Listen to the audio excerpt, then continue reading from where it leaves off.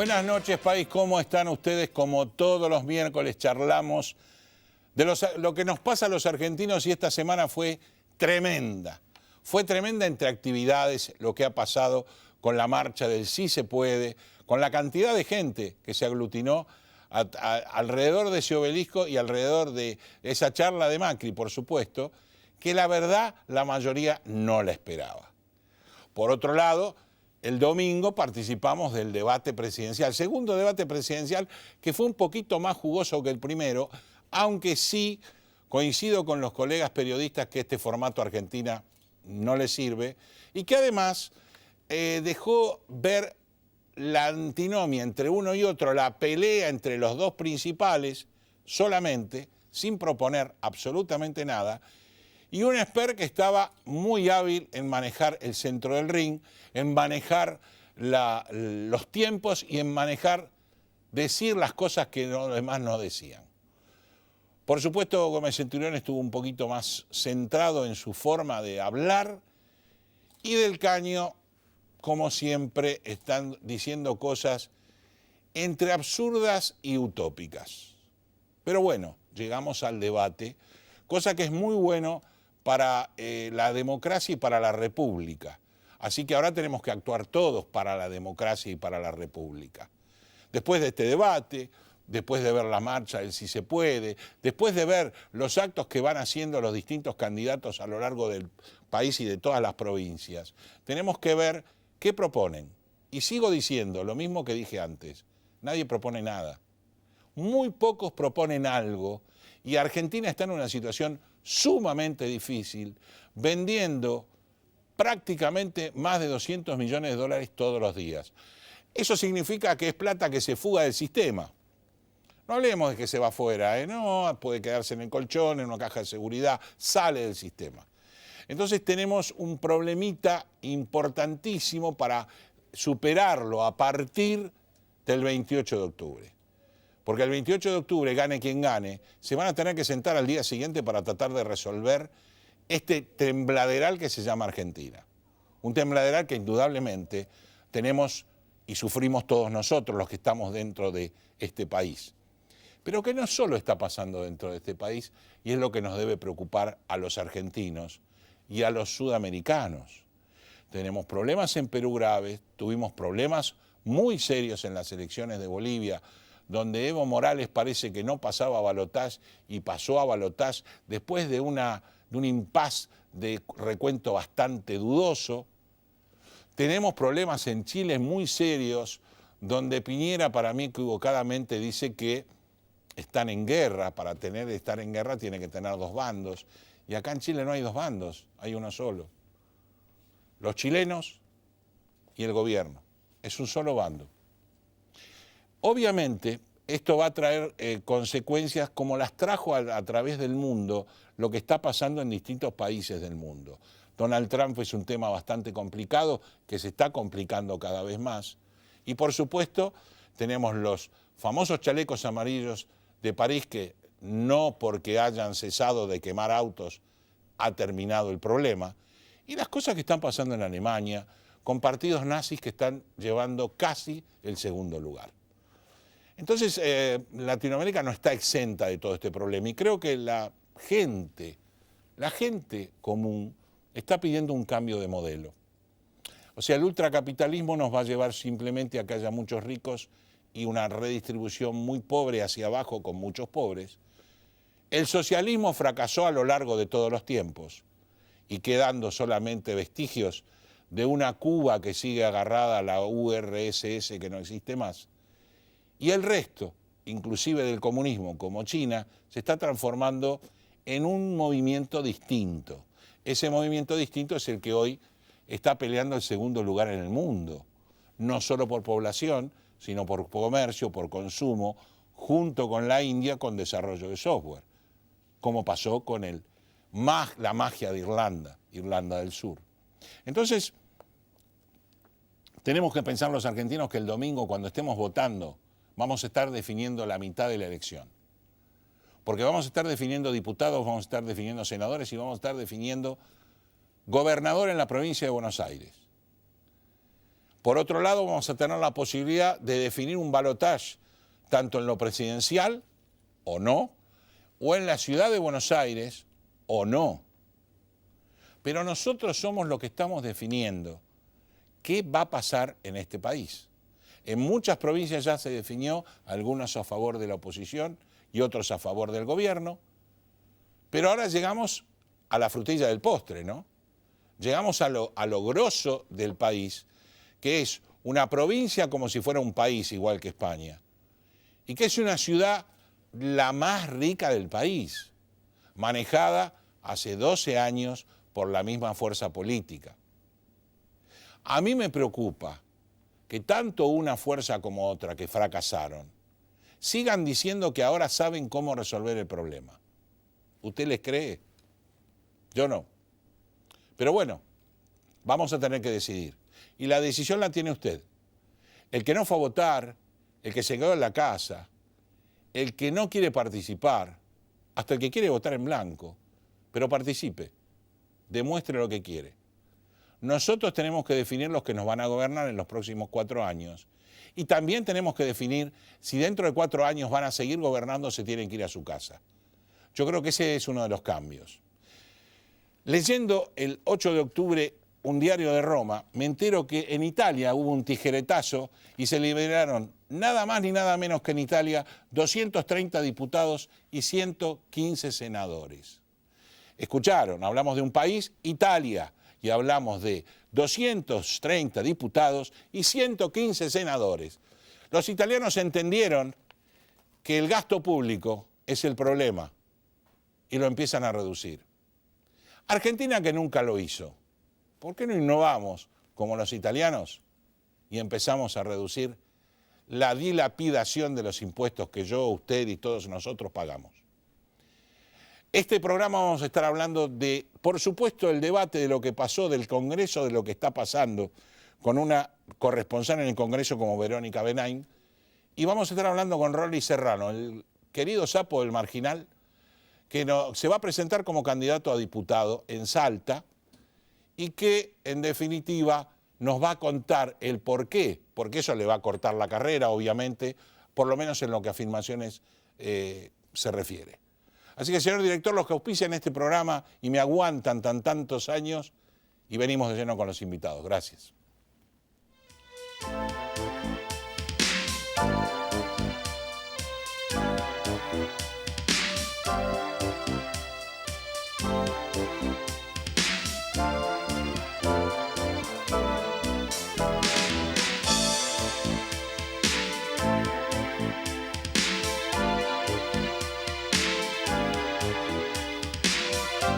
Alianza Group nace ante la necesidad de contar con una empresa confiable para realizar tareas de remanejo de mercadería. Ofrecemos almacenaje, etiquetado, acondicionamiento, estampillado fiscal, armado de pedidos, estibaje, inventario, control de stock, promociones, paletizado y servicio de limpieza. Contáctenos al 011-2153-0857 o a info@alianzagroup.com.ar.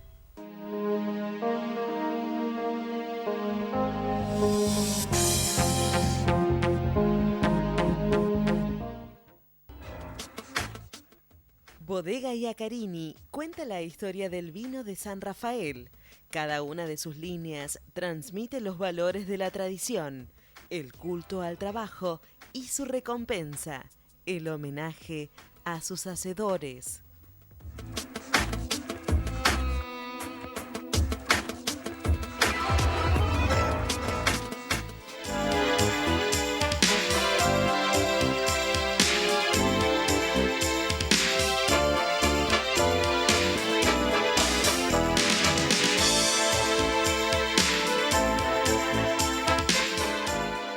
Bueno, primer bloque del programa y dijimos que íbamos a estar hablando con una corresponsal en el Congreso, Verónica Benaim. Gracias por estar en Economía Ahora, de Tierra del Fuego,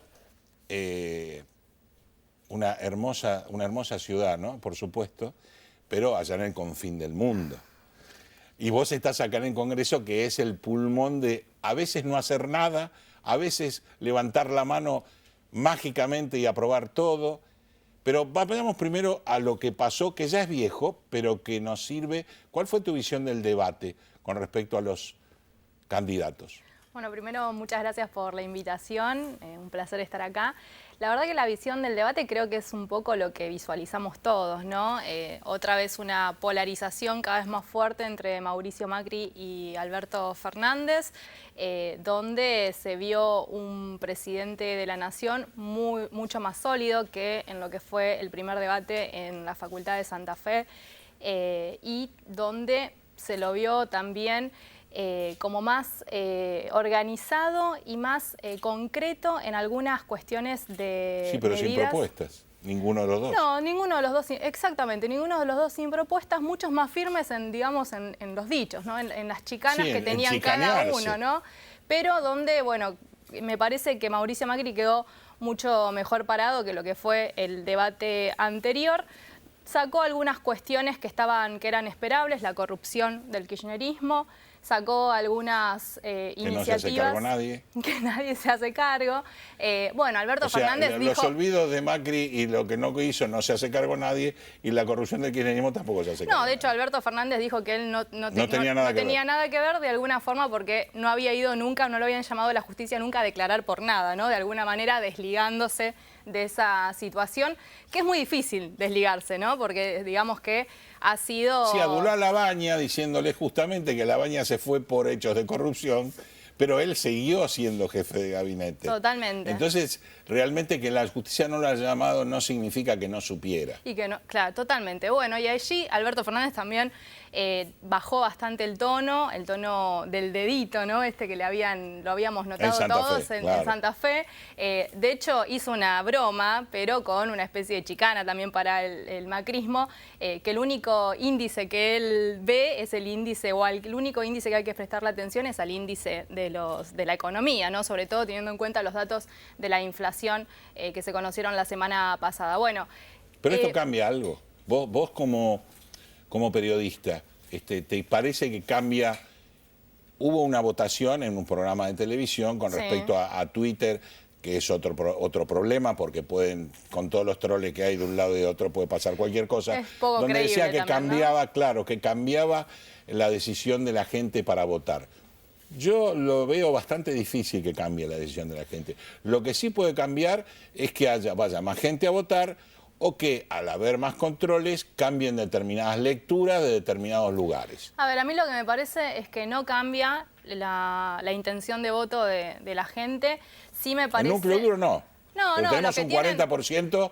Sí, los indecisos. Que es el mayor odio. A ver, lo que a mí me parece que de importante de los debates es, o al menos de lo que se pudo ver este año, siendo que es obligatorio después de una ley que salió del Congreso de la Nación, me parece que es importante por dos cuestiones. Primero, porque a muchos no los conocíamos bien a los candidatos. Hablo sobre todo de Gómez Centurión, de José Luis Espert, o los conocíamos de otra manera y no tan en detalle como los pudimos ver en el debate. Y estos mismos candidatos también, lo que pienso es que tampoco conocíamos sus propuestas respecto a los ejes temáticos del país. Nos quedamos y que estuvieron... como sin debate igual.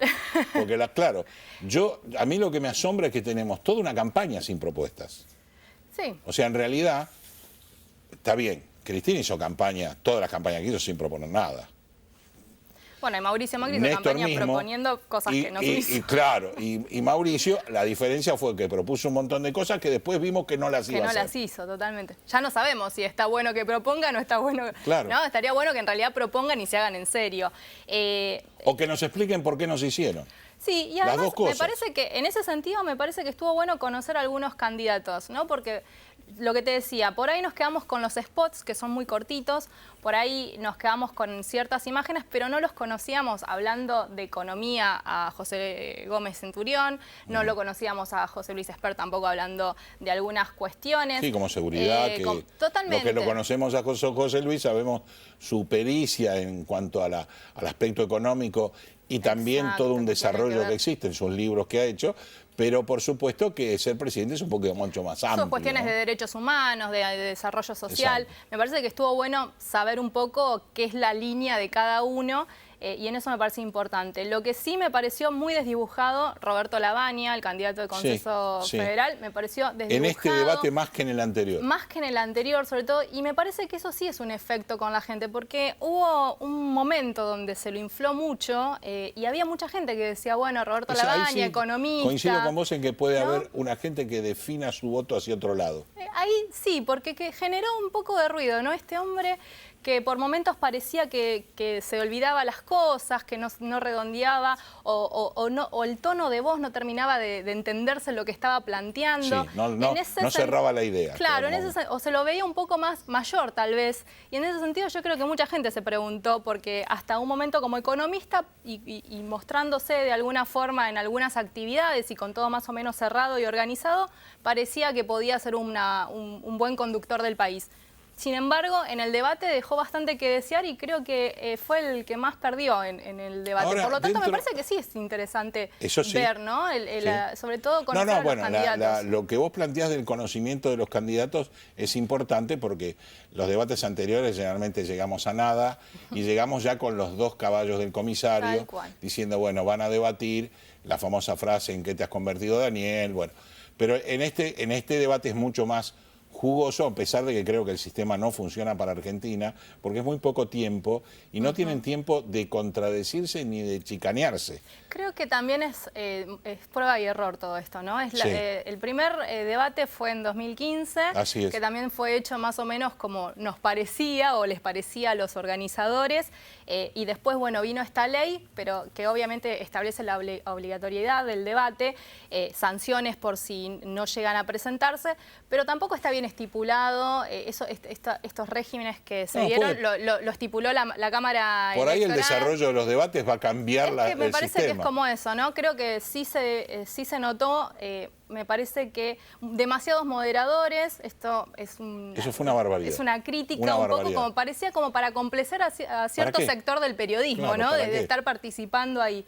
Eso por un lado. Y segundo... Ahora, vos notás el panquequismo en los políticos, muchos que decían, bueno, Fernández fue el principal crítico de Cristina, Pichetto fue el principal protector de Cristina, de sus fueros, pero vos en el Congreso no estás notando también un cierto panquequismo porque Massot se reúne con Massa, los que eran los líderes del Cambiemos hoy están totalmente abatidos y yendo para otro lado, ¿no? Bueno, a ver, lo que se está notando, al menos en el Congreso de la Nación, es que este gobierno se está retirando. Si bien el gobierno está poniendo todo sobre el asador, digamos, todas las fichas de último momento para ir a un balotaje, y está, bueno, teniendo un discurso esperanzador diciendo que, bueno, en estos recorridos que ha hecho Mauricio Macri por el país, que ha mandado a todos los funcionarios a recorrer distintas provincias, a presentar distintos planes que se habían gestionado desde el gobierno de la Nación, y, bueno, no se ha parado de anunciar proyectos de ley para, bueno, que se envían al Congreso de la Nación. Si bien el gobierno nacional quiere mostrar como ese espíritu esperanzador, lo mostró el día del sábado en el Obelisco, y habla de que hay fue una marcha que la verdad fue una marcha importante. Nadie pensaba que Mauricio Macri iba a reunir ese tipo de gente. Por suerte fue una marcha que, además de ser multitudinaria, no tuvo ninguna inserción de problemas. Eso fue importantísimo. Totalmente. Porque cuando politizamos una marcha de un lado o del otro, normalmente tenés problemas heridos, ataques, problemas. Y lo importante es que la Argentina se pueda manifestar sin molestar y sin perjudicar a otros. Nosotros, el periodismo es el que... Nosotros somos los culpables de absolutamente todo lo que pasa en este país. No, sobre todo en el día de ayer que estuve cubriendo el consulado de Chile, como terminó, digamos, la movilización que... Bueno, ahí hubo desmanes contra el periodismo que no tiene nada que ver más que estar cubriendo lo que pasa. Sí, la verdad. O sea, como no que nosotros sentido. Fuéramos los que definimos quién gana, quién pierde, quién se presenta, quién no se presenta. Pero en esto hay cierta respuesta de la gente, depende para qué medio estás cubriendo, que se manifiesta en contra del periodismo. Pasan estas marchas... Pero es el fanatismo. Bueno, pero pasan las marchas también del gobierno nacional o de Cambiemos o del macrismo, como lo quieras llamar, que cuando ven un micrófono de un... Sí, de C5N. Sí, ponele C5N, los periodistas son digamos, agredidos. También pasa del otro lado, cuando hacen una marcha y ven un micrófono de TN. Yo comparto con los colegas en la calle también, porque además de estar acreditada en el Congreso, soy movilera. Y también todo el tiempo comentan cómo los agreden, cómo los insultan, cómo es complicado trabajar en Ahora, vos comentaste que en el Congreso están planteando que se están yendo. Sí, están planteando. Yo creo que ellos sí, todos están previendo que se están yendo, a pesar de que todavía hay una mitad de la parte que le cuenta, como le contó antes, que íbamos todos fenómenos, que íbamos a ganar, o que estábamos empatando, que estábamos en balotaje. Ahora... Eso para el afuera. Claro. Bien adentro no es así. Y los que vienen, ¿qué dicen? Porque el gran problema que tenemos los argentinos es que cuando uno vota, está votando a Alberto. ¿Vota Alberto? ¿Vota a Cristina? ¿Vota a la Cámpora? ¿Vota? ¿Qué vota? A ver, en esa hay dos situaciones. Primero, las negociaciones que se están llevando adelante. Vos nombrabas a Mazot, que está en Estados Unidos, está estudiando una maestría en Relaciones Internacionales, se fue en agosto y vuelve cuando finaliza su mandato, que finaliza el 10 de diciembre, ya está. Ya se fue. Ya se fue. Lo mismo que Emilio Monzó, presidente de la Cámara de Diputados, que ya desde el año pasado dijo que él estaba retirado, él estaba fuera de Cambiemos y que solamente iba a cumplir con su deber de terminar el mandato. Ellos están negociando ciertas cuestiones y hubo un acercamiento con Sergio Massa, que la gente de Sergio Massa ya está yendo al Congreso de la Nación. Él va a ser el presidente de la Cámara de Diputados si gana Alberto Fernández el domingo. Ya está yendo al Congreso de la Nación, está observando toda la situación para poder ingresar, obviamente, como presidente de la Cámara. Está pasando también no solo en lo administrativo, porque obviamente se van a negociar un montón de cosas, los módulos que se le da a los diputados, las presidencias, bueno, hay muchas, los despachos, esto empieza a negociarse desde ahora, digamos, ¿no? Empieza a haber un montón de cuestiones que están negociándose, pero también está yendo gente de Sergio Massa al canal de Diputados TV, es un foco muy importante que está yendo el equipo de Massa para ver cómo va a ser la transmisión. Lo está asumiendo. Sergio está asumiendo directamente. Por eso te digo, y en este sentido lo está manejando Juan Cruz Vila. Está enviando a Juan Cruz Vila a ver en la Cámara de Diputados si pueden transmitir seguidos 7 horas seguidas, cómo vienen funcionando. Ellos ya están adentro del Congreso, por eso te digo que está bien, para el afuera hay un sentimiento esperanzador. Para dentro del Congreso eso no se ve así. Hay un sentimiento de nos estamos yendo, están llegando. Y en este están llegando, están estas negociaciones con Sergio Massa, al menos en la Cámara de Diputados. Lo que pasa con el Senado, Cristina Fernández de Kirchner, digamos que está ausente de lo que tiene que ver con la campaña, está haciendo sus presentaciones cuando puede del libro por el resto Estás desmintiendo a Alberto, que dijo que hizo campaña con él. No, está jugando de periodista, está jugando de periodista. Está jugando ahora, en un último tramo. De hecho, mañana va a estar en La Plata acompañando a Axel Kicillof, ¿no?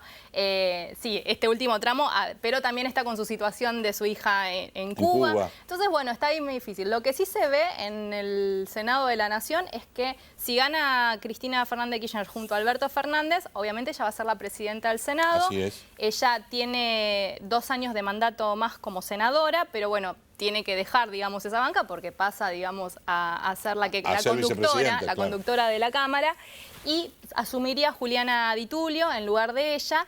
Y lo que se está ya proyectando es que va a ser un súper mega bloque en el Senado de la Nación. ¿Por qué? Porque se juntarían los senadores que hasta ahora respondían a las provincias con el Frente para la Victoria, o sea, aumentaría y sería un bloque que al menos tendría quórum propio. Después, para sacar leyes va a depender de la unidad del peronismo, ¿no? O sea, de no sé, las negociaciones que se lleven adelante. De hecho, ya hay una especie de interna. El megabloque es la unión del peronismo que lograron en esta coalición. Totalmente, hay que ver cómo continúa esta coalición, ¿no? Porque esto es ahora para, si se quiere, derrocar un espacio o una fuerza.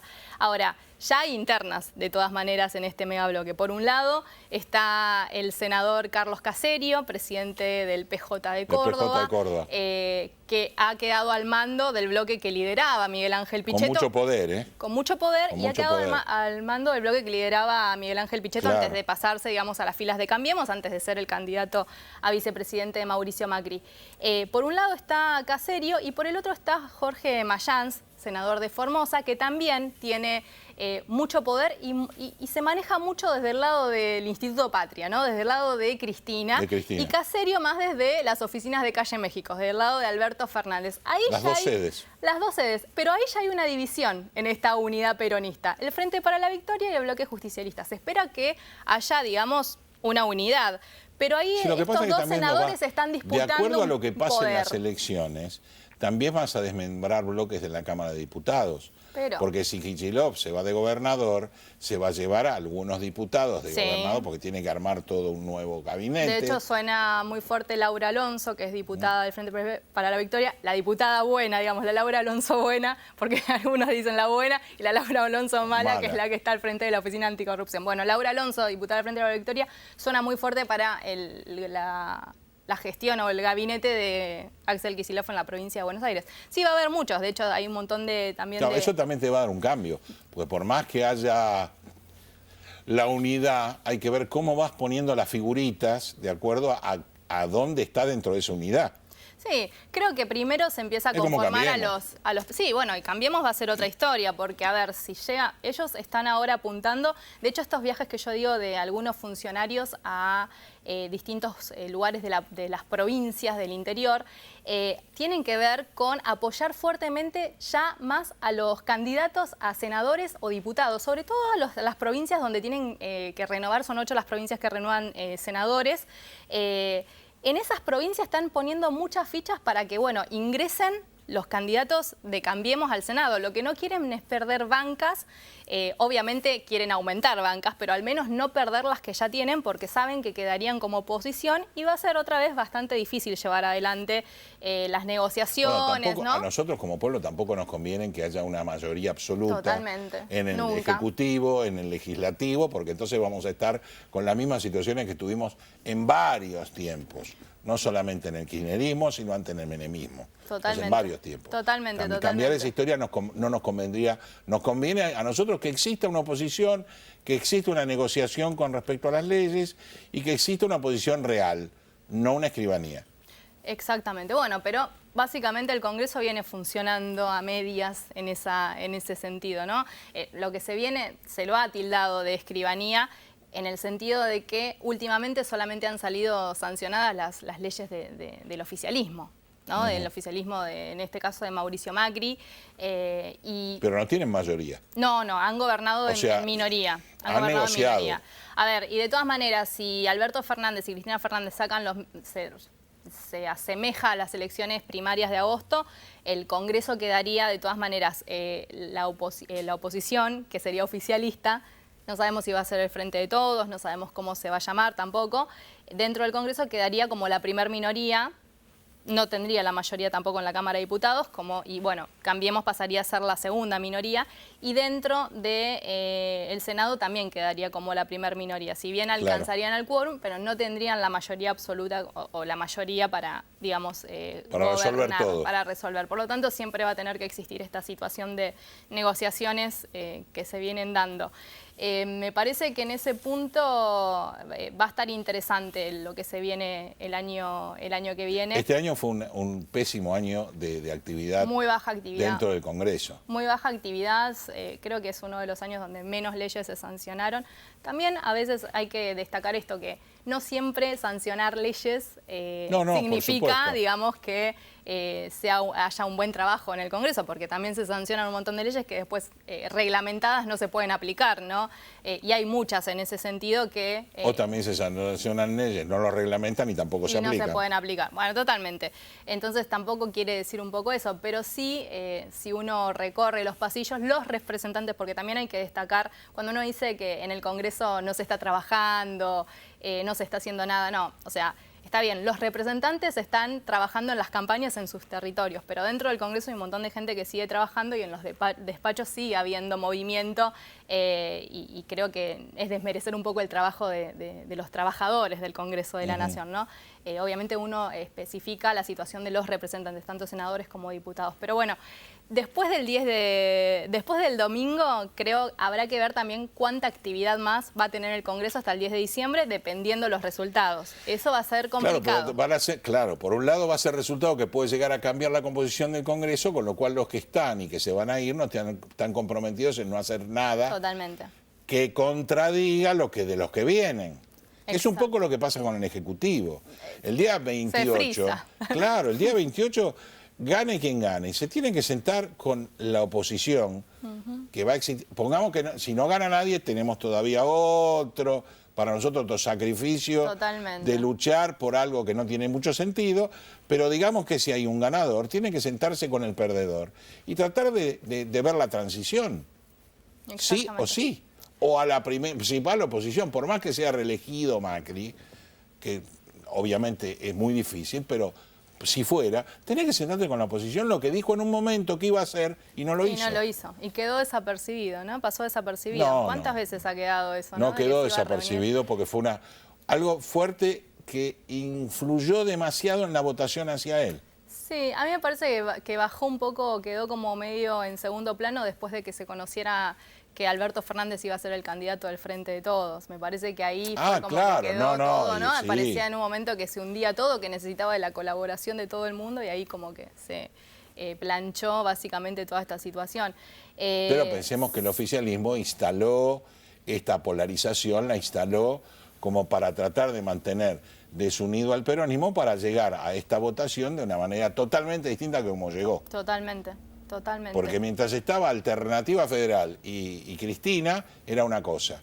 Cuando se terminaron de unir los muchachos, que unos fueron para un lado, los menos, y otros para el otro, los más, se terminó el problema. Sí. Ahí es donde empezamos el problema de las PASO, váyanse a dormir, y al día siguiente ustedes son los culpables de lo que me pasa. De lo que está pasando económicamente. Bueno, creo que hablando económicamente, creo que uno de los proyectos que queda y que va a ser bastante complicado de sancionar va a ser el presupuesto 2020, que fue presentado hace unos días en el mes de septiembre, cumpliendo con lo establecido en la Constitución Nacional, fue presentado por Hernán Lacunza, y bueno, ya quedó definido que se iba a empezar a debatir después de las elecciones del domingo, pero es medio coherente. Sí, pero algunos ya estaban proponiendo que se debata con la composición de la nueva Cámara, por lo tanto podría existir una prórroga de un presupuesto que es totalmente ilógico. Es ilógico y que no ha sido satisfactorio al 100%, porque es un presupuesto que ha quedado corto después de la cantidad de devaluación que tuvo. No, además que con todos los parámetros que no se dieron del presupuesto anterior,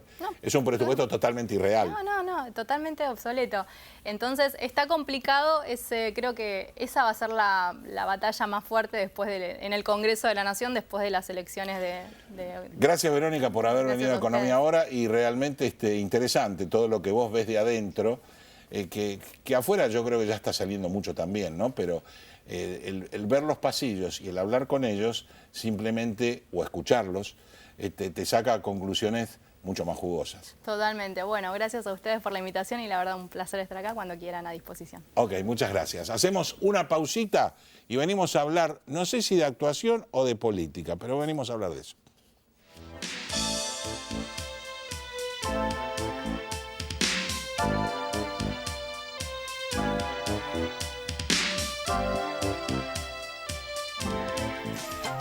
Oeste Pack, desde hace 20 años en zona oeste.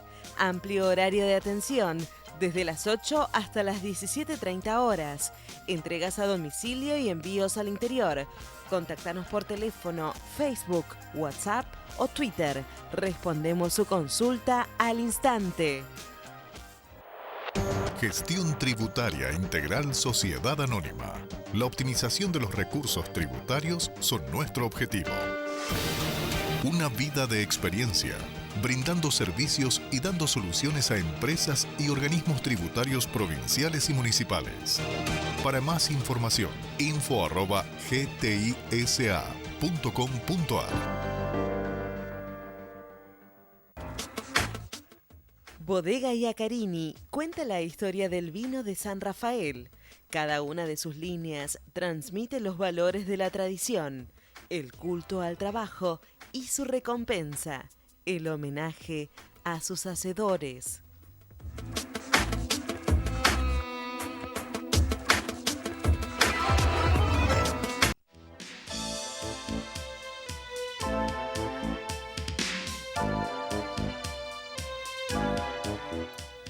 Yo sé que usted está esperando que en este momento estuviera charlando con Rolly Serrano. Lamentablemente no concurrió, no tuve el gusto de saber por qué no concurrió, entonces en este momento, en vez de estar hablando con Rolly Serrano, estoy hablando con lo de siempre y lo de todos los programas, nuestro columnista Luis María Peña. ¿Qué tal, doctor Peña? ¿Cómo va? Bien, doctor, bien. Yo en la apertura hablé de algo que un amigo me envió, que es el tijeretazo en Italia, que se eliminan, hablamos de octubre del 2019, Sí. 230 diputados y 115 senadores con haber hecho solo una reprogramación de la gente que representa cada diputado o cada senador. Esto, si nosotros lo planteamos para Argentina, ¿sabe lo que nos dicen los políticos? Es insignificante. Antidemocrático. Y insignificante. ¿Qué? ¿Cómo? Insignificante, en gasto, no dice nada. No, como es una barbaridad. Es una barbaridad. Es una barbaridad. Y no solamente eso, ahí no termina la cosa. No, Porque, porque estos existen son los cabeza de serie. Claro, porque después resulta que cada no sé cómo se llama. Diputado, senador. No, después vienen los locales. Ah, los claro, locales los que consejos tienen, deliberantes. claro, que algunos que son, digamos, benefician más al presupuesto, son unicamerales, como me tocó a mí. Pasa, Como presidir una cámara unicameral, sí, senadores y diputados, o sea, son representantes del pueblo. exactamente. A todos se les llama diputados. Pero después, en la mayoría de las provincias son bicamerales, Así es. con unos senados, más o menos. Una vez fui a dar una explicación sobre ciertas normas como imputado, ¿no? A la Cámara de Senadores de Mendoza. Me sentí un personaje. Hay una cantidad de senadores que... Impresionante. Claro, pero tienen para exportar, aparte del vino. No, sí. Esto es una noticia que tendría que divulgarse. Italia, Italia. Acá tenemos, ¿por qué es la lucha? ¿Por qué siguen partidos que saben que no van a llegar a nada, menos al balotaje? Pero con colocamos, uno que ve nada más que la parte nacional. Colocamos 3 diputados, colocamos un senador, pero luego colocamos en los distintas, colocamos 3 diputados en Córdoba, 2 diputados en Santa Fe, 3 diputados acá, y después comenzamos. Colocamos 17 concejales, 17 consejeros vecinales, porque también están... También está, sí. Entonces, esto no hay presupuesto que aguante tanto gasto público, yo le diría en su 90% al divino botón. ¿Y sí? 90%. Bueno, esta es la Voy famosa, a respetar un 10%. Esa es la famosa presión tributaria que ejercemos sobre los imbéciles de los contribuyentes que empezaron pagando una cantidad de... y ya está llegando al 49% la presión tributaria sobre los ingresos de tipo. O sea, quiere decir que este tipo labura medio año para el Estado. Claro, porque esa es la carga tributaria. Sí, sí. El que sí. cumple a rajatabla. A rajatabla, no, fíjate bien, si dice 2 y 3, paguemos 3 por si acaso. Los contribuyentes que cumplen a rajatabla con todas las prescripciones legales que marcan los códigos y las leyes tributarias, ese soporta el 49%. O sea, en un clásico miti-miti, vamos y vamos, tenés un tan socio, clásico de la política, vamos y vamos, tenés un socio. Tenés un socio del 50. No vamos, vos llévate lo mío. Qué increíble. Sí, es increíble. Ahora, ¿y por qué? O sea, en esto sabemos que están metidas la nación, que es la menor, por lo que estamos comentando, sí, las provincias y los municipios. Y los municipios. Ahora, la nación propone con este famoso plan alivio, que yo lo llamaría plan cataplasma porque ya no sirve, saca el IVA para toda la población y resulta que las provincias hacen un gesto ante la Corte para que le devuelvan lo que pierde. Me parece, mi preocupación son 2 cosas. Una, ¿pierde de qué? Porque en realidad la coparticipación se está perdiendo porque cada vez se recauda menos. Por supuesto. Punto. Y segundo, ¿qué pasaría si yo saco el IVA directamente, absolutamente, como dijo Espert en el debate, saco el IVA y lo anulo de la coparticipación a ver qué pasa? Y no, las provincias... Cobren el impuesto ustedes. Entonces, vos le decías, a los santiagueños le cobro el IVA, a los catamarteños no, y los de Salta sí. Claro, bueno, este es el problema grave que tiene la Argentina. Siempre se dijo que somos federales políticamente, pero que somos unitarios fiscalmente. Y no es verdad, no es verdad. Claro, es decir, no maneja. La mayor parte de la coparticipación se la llevan las provincias. Sí. Pero las provincias también, digamos, porcentuales. Todos los impuestos nacionales en este momento son coparticipables. Cuando alguna vez salió alguno, como el impuesto al cheque, que se dijo que no coparticipaba, bueno, casi tenemos la guerra civil acá. Así es. Con todo. Este es un problema seriosísimo que, lamentablemente, debate en serio, debate en broma, comentarios, chamullos políticos. No hay sentido hablar, no hay sentido hablar, no hay sentido hablar. Es decir, acá hay que pensar lo siguiente. El Estado, desde el año 61, 62 hasta el presente, ha tenido un 88% de presupuesto hasta ahora. Un 88% de presupuestos deficitarios. No se cumplió el presupuesto. De ahí que viene el endeudamiento. Claro, claro. Por supuesto, todo esto se debe a dos factores. En este momento sí, la recesión, punto. Pero hay otros en los cuales fue el mal gasto público. No fue siempre igual, claro. El mal gasto público. El tener, digamos, hacer un globo cada vez más grande de lo que es el Estado, un megaestado, con los otros ya más medio megaestado y después los microestados que son los municipios. Y cuando estábamos nosotros viendo la televisión últimamente y vemos las inundaciones en las distintas zonas, llamémosle parte de Avellaneda, Sarandí, Loma de Zamora, toda la matanza. Y dice, no, pero la nación no lo hizo, pero te dio la plata para hacerlo. Es la candidata, creo que es la candidata, ¿no? Así es. La candidata a vicegobernadora. A vicegobernadora, claro. Es decir... Verónica desaparecida pero Magario. Verónica desaparecida Magario, porque es otra que no hace campaña. No, bueno, no, porque no soportaría... que le digan algo. El legajo, claro. Es decir, lamentablemente se ha puesto ahora de moda que en una conversación política o un debate político expuesto ante los medios se puede hablar de los padres fallecidos. Uh-huh. Y en este caso también habría el caso de un padre fallecido que recibió una fortuna. Uh-huh. Creo que la empresa era Born. Claro. Sí. Entendemos. Y que por supuesto como heredera forzosa lo recibió también. Todos los déficits presupuestarios es porque se ha calculado siempre en una forma equivocada el gasto público. Y el gasto público no importa, si hay que gastar, se gasta. Y yo creo que ahí nace el tema. No hay prioridades. Si hay que gastar, no. No, total, de algún lado va a salir. Ni freno. De algún lado va a salir. Claro. Y después vienen las voces opositoras de cualquiera. No estoy poniéndome en ninguno de los No, lado. en general. Dice, bueno, pero lo que pasa es que no han hecho esto, no han hecho lo otro. Se han malgastado la plata.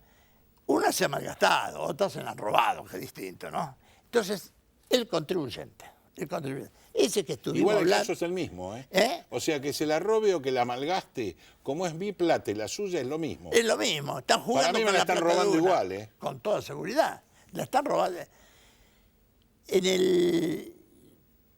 Me llama la atención, por ejemplo, porque hablábamos recién de que la carga, el que tiene la carga, porque el que tiene la presión tributaria dice, no, este país tiene una presión tributaria tremenda. Sí. ¿Vos cuánto pagás? No, yo no pago nada. Yo no Claro, pago nada. por eso voy a dar por 50. Claro, ¿qué diferencia hay entre carga pública y presión tributaria? Y hay una, que es la evasión y la morosidad. Claro. Evasión que a veces es causada por el exceso o un falso celo de tributación. Recaudar para no tener déficit, lo cual no está mal, pero está tratando como desiguales a los iguales. Claro. Porque todos son iguales, Claro. somos todos iguales ante la ley. Y cuanto más ante la ley, ante las obligaciones. Bueno, a mí me preocupa eso que usted plantea, que somos todos iguales ante la ley, me preocupa demasiado sabiendo, por ejemplo, que el señor Cristóbal López y el señor de Sousa fueron liberados a pesar de que han hecho una defraudación tributaria. Muy bien. Y que lo están juzgando por el canal equivocado. Claro, pero les conviene porque con la ley penal tributaria, la ley... No hay nada que demostrar. No hay nada que demostrar, falta envidia y truco, ya Claro, está todo dicho. Claro. Y aparte que estuvo juzgado, y aparte hay una cuestión, es tanto el contagio de la mala praxis que aún los medios hablan, porque defraudó en 8.000 millones. No, no son 8.000, porque si yo no pago algo de hace 20 años, a mí me encajan una chorrera de recargos resarcitorios y punitorios y son 8.000 multas. el valor original. No, hoy son 30.000 millones 30.000 fácil. millones, y fenómeno, y se acabó. Y están libres. Y van a recuperar todos los medios nuevamente, los medios hegemónicos de antes de ayer. Comprado con los 8.000. Con los 8.000 y vuelvo a recomprar nuevamente. O sea, compré 2 veces gratis. 2 veces gratis. Bueno, eso es lo que realmente es la justicia, Ahora, la injusticia de la justicia. Sí, y otra cosa más. Cuando se legisla, tiene que haber gente en la Comisión de Presupuesto y Hacienda de ambas cámaras, y sobre todo la diputada, que es la que tiene el privilegio de ser quien, al fin y al cabo, influye sobremanera en materia de cargas tributarias, no haya especialistas en la materia. Y entonces ya nada importa. Hagamos una cosa, la cosa viene mal, tenemos que un impuesto al cheque. No, pero esto es transitorio. Transitorio, sí. Pero cada día está más fuerte. El impuesto al No cheque, nos olvidemos que el impuesto al cheque, 2001, claro. 2001, estamos El en el impuesto al 19. cheque vino a sanear Lo todo. leí en un periódico, ya mayor de edad. Ya pasó 18 años. Sí, claro, Es increíble. claro. Un impuesto que, entre paréntesis, Se recauda diariamente. y no tiene ninguna razón de ser. No. Porque siempre los impuestos, está bien, no tienen, salvo ciertos impuestos que tienen una afectación específica, estos son para bienes generales. Generales. Los bienes generales, las prestaciones generales. Así es. La justicia, la educación, la salud, etcétera, etcétera. El impuesto al cheque ya se fue pagado. Porque si uno hace una compra, tiene que pagar todo lo que le corresponde. El impuesto al valor agregado, impuesto a las ganancias, porque si no la tiene justificada. Lo que usted me quiere decir con su conocimiento tributarista es que es un impuesto al impuesto. Es un impuesto al Que está impuesto. mal, Muy bien. que está mal. Es un impuesto a los impuestos. No, está mal. No hay el impuesto tiene que tener un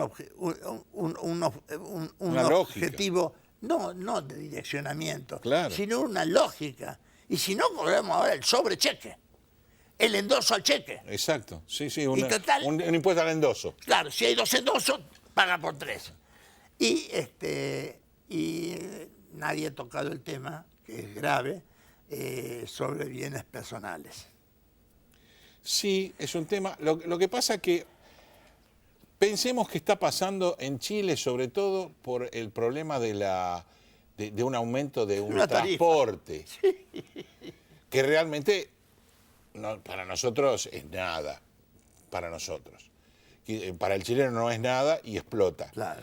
¿Qué pasa acá que no hay una rebeldía tributaria? No sé, porque del 0,25... ¿No estamos bastante cerca de que exista? Bueno, sí, y el 2020 es un año de prueba.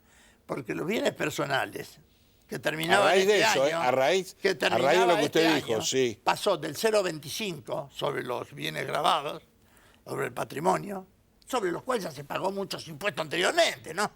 Porque bienes personales también. Se pagaron Sí, inmobiliarios, sí, pasaron la sí. transferencia, pagaron la escritura, pagaron todo. Y al 0,75. Y se explica bien que esto no hay que hacer ninguna diferenciación entre los bienes que fueron blanqueados y los que no fueron blanqueados. Claro. Y esto es lo grave. Claro. Esto es lo grave. ¿Por Claro. qué? Porque Habían se blanqueó, prometido en el blanqueo. que se terminaba bienes personales. Y ahora el que blanqueó me metió todo y lo quiero ver el día del vencimiento de bienes personales, o se suicida o agarra trompada al contador. Una de dos. Esperemos que no lo agarre trompada, doctor Peña. Bueno, gracias por haber estado una vez más. Y vamos, por supuesto, llegamos al arte. El arte que cada programa nos deja un poquito de cultura, un poquito de tranquilidad, un poquito de sosiego. Y estamos viendo la obra en pantalla de Bruno Benier, pintor nacido en Italia en 1914 y naturalizado argentino. Reside en Buenos Aires. En 1935 asistió al taller de Lino Spilimbergo, siendo posteriormente integrante y fundador de distintas pinturas y escuelas. El nombre del cuadro es Escultores. Durante 1951 y 52 viajó por Europa y en 1960 realiza una nueva gira europea de estudios invitado por el Instituto de Cultura Hispánica. La técnica es el óleo y, por supuesto, es una entrega más de un Unsueta Art Collection que semana a semana nos envía una obra de arte para compartir con todos ustedes. Esta semana ustedes tienen que hacer una obra de arte el domingo cuando voten. Piensen que después no se quejen de lo que reciben y que a lo largo de todos los tiempos hemos dicho, peor que este no hay. Y no lo logramos. Siempre hay algo peor. Hasta la semana que viene, piense su voto, piense lo que hace y piensa lo que recibió y lo que tiene. Hasta la semana que viene.